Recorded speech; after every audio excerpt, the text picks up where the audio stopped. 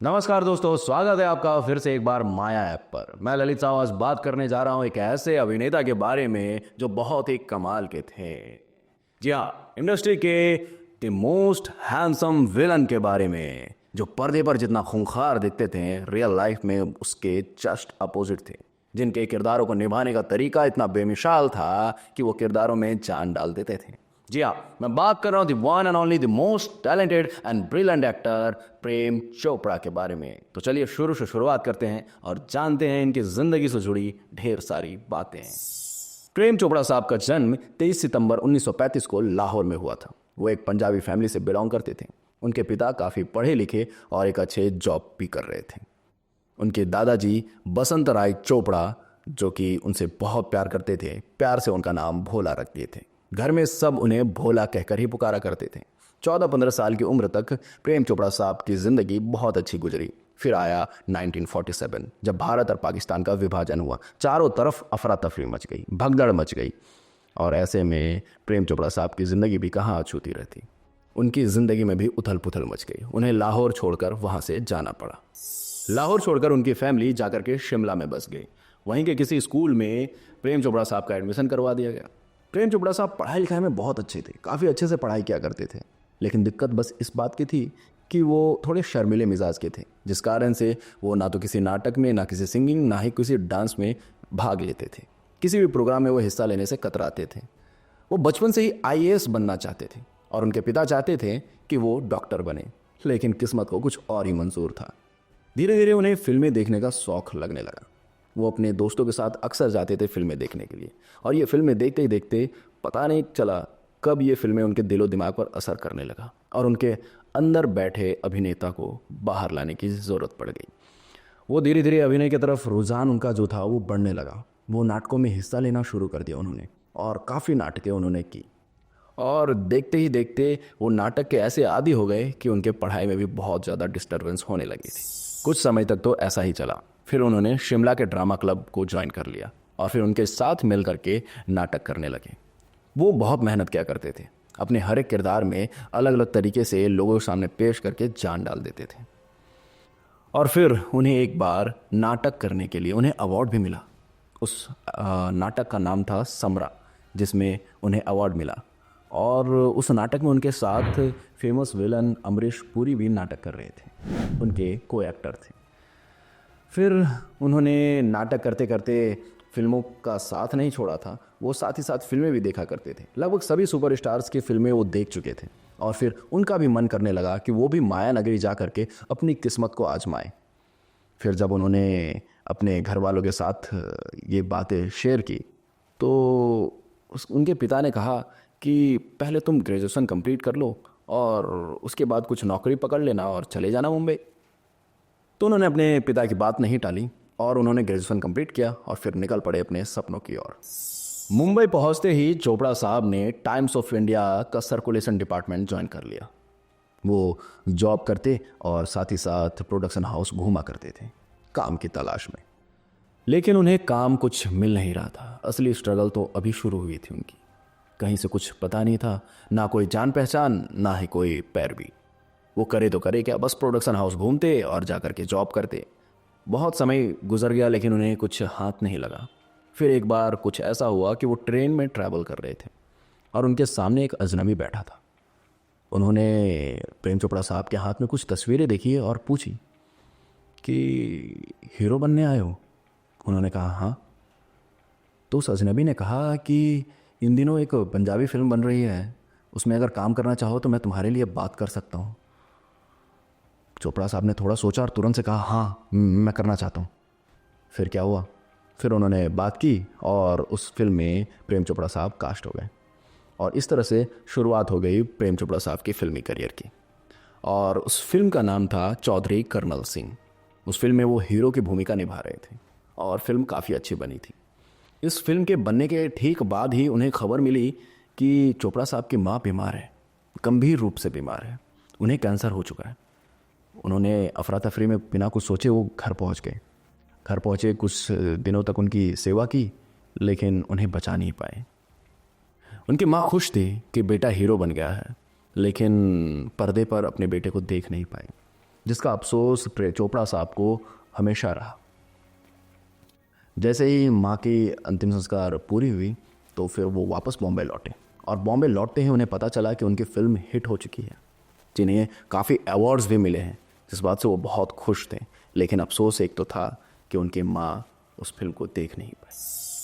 Film Chaudhary colonel Singh के hit होते ही उन्हें कई पंजाबी फिल्मों के ऑफर्स आने लगे। एक के बाद एक उन्होंने सिचुएशन को समझते हुए कई फिल्में साइन की, और पंजाबी फिल्म करते करते उनकी मुलाकात एक बार महबूब खान साहब से हुई।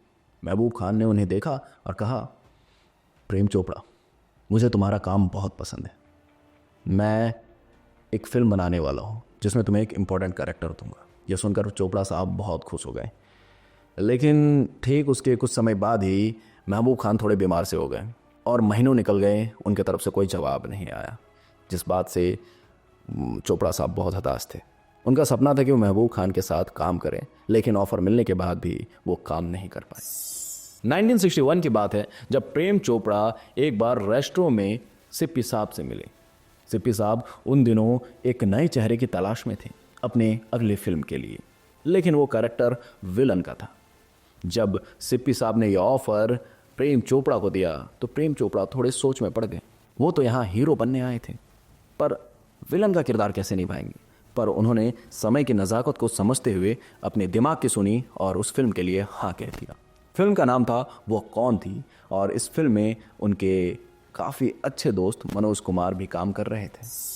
फिल्म वो कौन थी कंप्लीट होते ही मनोज कुमार ने प्रेम चोपड़ा की मुलाकात करवाई कश्यप साहब से। कश्यप साहब ने उनका काम देखा था, उन्हें उनका काम पसंद था, तो उन्होंने अपनी फिल्म शहीद के लिए उन्हें कास्ट कर लिया। उन्हें एक इम्पॉर्टेंट कैरेक्टर दिया जो कैरेक्टर था सुखदेव का, और उन्होंने उस कैरेक्टर को भी बहुत ही लाजवाब ढंग से निभाया। उनका करियर धीरे धीरे रफ्तार पकड़ रहा था। ऐसे में फिर उन्हें मिली एस.एन. त्रिपाठी की फिल्म कुंवारी। इसमें इंद्रानी मुखर्जी के अपोजिट उन्हें एज अ हीरो कास्ट किया गया। इस फिल्म के बाद उन्होंने जो अगली फिल्म थी वो थी सिकंदर आजम। इस फिल्म में उन्होंने पृथ्वीराज कपूर, जो कि एक बहुत ही ब्रिलियंट एक्टर है, उनके बेटे का किरदार निभाया। और उन्होंने इस फिल्म में आखिरी में एक मरने का सीन किया। उस सीन में उन्होंने मरने की एक्टिंग इतनी ज़बरदस्त ढंग से किया कि वहाँ सभी की आंखें नम हो गई थी।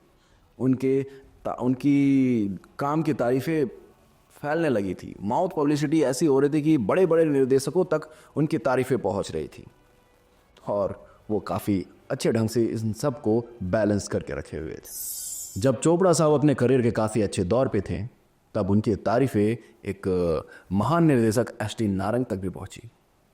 उन्होंने 1966 में बनी फिल्म सगाई के लिए प्रेम चोपड़ा साहब को कास्ट कर लिया, लेकिन इस फिल्म में भी चोपड़ा साहब एज अ विलन नजर आए। इस फिल्म के कंप्लीट होते ही एस.डी. नारंग साहब उनके काम से इतने प्रभावित हुए कि एक प्रेस कॉन्फ्रेंस रखा और उसने ऐलान कर दिया कि मेरी अगली फिल्म में प्रेम चोपड़ा साहब एज अ हीरो नजर आएंगे। और इस तरह से प्रेम चोपड़ा साहब ने उनकी 3 फिल्में एज अ हीरो साइन की, लेकिन किस्मत कुछ ऐसी रही कि ये तीनों में से एक भी फिल्में बन नहीं पाई। फिर इनकी ज़िंदगी में आई फिल्म उपकार। यह फिल्म वाकई इनकी ज़िंदगी में एक उपकार ही थी। इस फिल्म को करने के बाद वो एक अलग ही ऊंचाई पर पहुंच गए हैं। उनके अभिनय की बहुत तारीफ़ें होने लगी। वो बड़े बड़े सुपरस्टार्स को टक्कर देने लगे, और ऐसे में सुपरस्टार राजेश खन्ना साहब के साथ उन्होंने लगभग 17 फिल्में की, जिसमें से 15 फिल्में सुपर हिट साबित रही।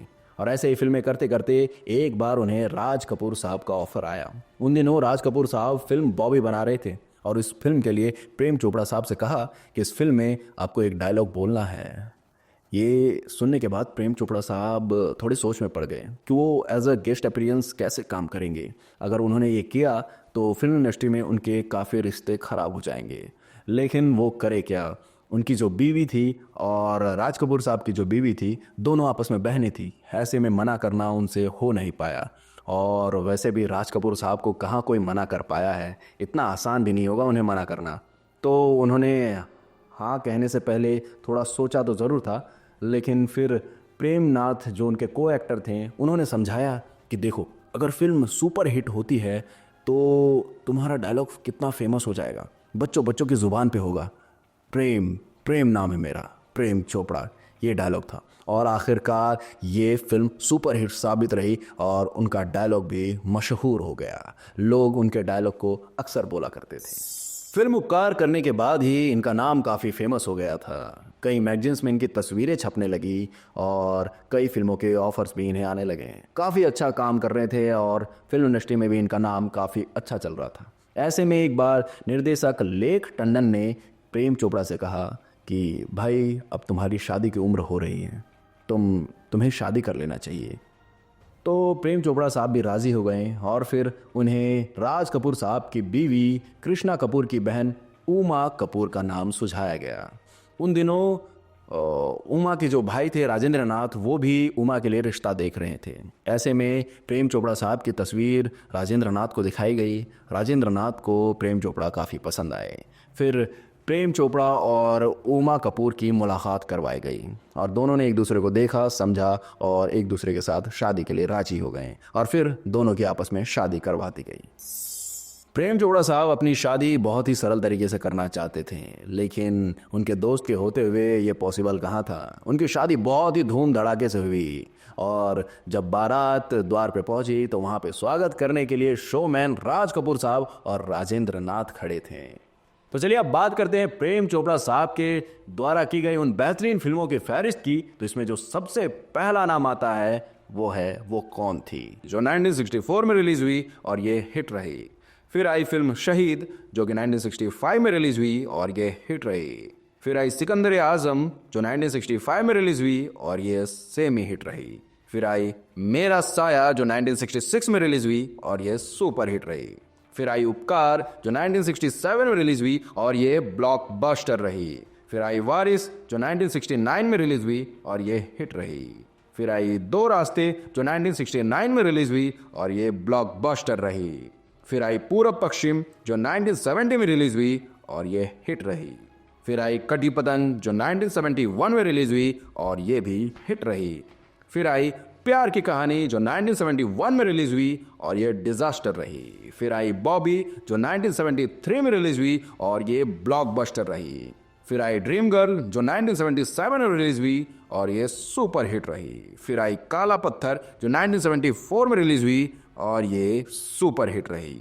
फिर आई निशाना, जो 1980 में रिलीज हुई और ये सुपर हिट रही। और फिर आई फिल्म दोस्ताना, जो कि 1980 में रिलीज हुई और ये भी हिट रही। ऐसे ही और भी कई बेहतरीन फिल्में प्रेम चोपड़ा साहब ने अपने फिल्मी करियर के दौरान किए, जिसे हम आज भी देखते हैं तो तारीफें करने से खुद को रोक नहीं पाते। उन्होंने प्रेम चोपड़ा साहब ने ब्लैक एंड वाइट सिनेमा देखा, कलर सिनेमा में सुपरस्टार राजेश खन्ना के साथ काम किया, angry young man Amitabh Bachchan के साथ काम किया और इस नए ज़माने में रणवीर कपूर के साथ भी वो फिल्मों में नज़र आए। उन्होंने अपने टैलेंट और मेहनत के दम पर भारतीय सिनेमा के इतिहास में अपना नाम सुनहरे अक्षरों में दर्ज करा लिया था। तो चलिए अगली बार मिलते हैं नए टॉपिक के साथ, बात करेंगे किसी नई शख्सियत के बारे में। तब तक के लिए अगर आप ऑडिशन से जुड़ी अपडेट्स चाहते हैं तो माया ऐप को इंस्टॉल करें। माया ऐप आपको प्ले स्टोर पे मिल जाएगा, जिसमें डांसिंग, सिंगिंग, एक्टिंग से रिलेटेड ऑडिशंस अपडेट्स मिल जाएंगे आपको, तो जाकर के आप इंस्टॉल कर सकते हैं। हमारा वीडियो अगर आपको अच्छा लगा, जानकारी अच्छी लगी तो लोगों के साथ शेयर करें, हमारे वीडियो को लाइक करें, चैनल को सब्सक्राइब करें और अगर आपको कुछ कहना है तो आप कमेंट बॉक्स पे कह सकते हैं। तो चलिए अगली बार मिलते हैं नए टॉपिक के साथ, तब तक के लिए बाय बाय, टेक केयर।